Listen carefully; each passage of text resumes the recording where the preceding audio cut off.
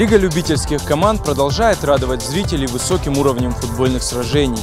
Здесь все как в профессиональном футболе. Судьи, врачи, собственная форма и даже спонсоры. Понаблюдать за очередным туром ЛЛК мы приехали на стадион «Юность».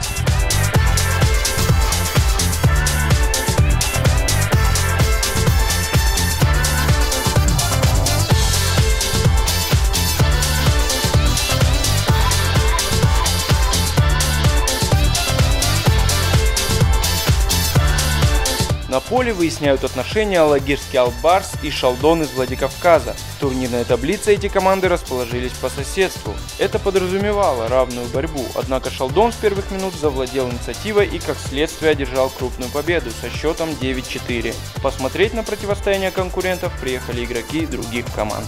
Наша команда Шахтер Шалдон, я могу ответить за свою команду, что мы живем от матча к матчу. Каждую неделю мы ждем нашей игры и всегда ведем мужскую борьбу. Это также возможность молодым ребятам проявить себя в любительском спорте, так как на матчах соревнований бывают скауты, которые просматривают игроков. И, естественно, самый лучший будет приглашен на просмотр в профессиональной команды.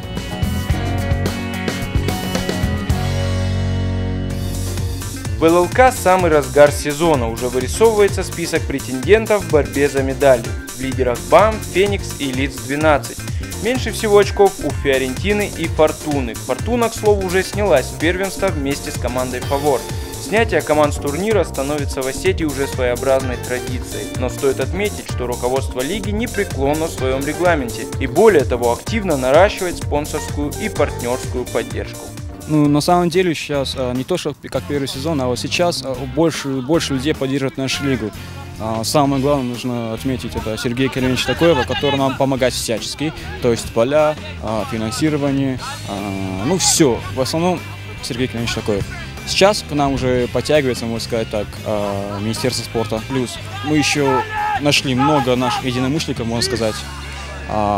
Допустим, Бавария стали нашим официальным спонсором и обещают помогать лиге и до конца. То есть на следующий сезон тоже. Стоит отметить тоже про партнерство, про наших партнеров новых. Это Осетия ТВ, Мир спорта, магазин, мы знаем такой. То есть сейчас желающих помочь лиге уже достаточно много, и это очень как-то радужно. Проблемы полей и спортинвентаря уже не встают так остро, как раньше. Открытым остается только вопрос грамотного судейства. Однако в скором времени руководство лиги надеется решить и эту проблему путем обучения рефери и повышения их квалификации. Многое было сделано за эти годы. Из простого футбольного турнира ЛЛК стала неотъемлемой частью спортивной жизни нашей республики, объединившей всех любителей футбола в одну большую семью. Артем Балатаев, Алан Гасанов, Осетия ТВ.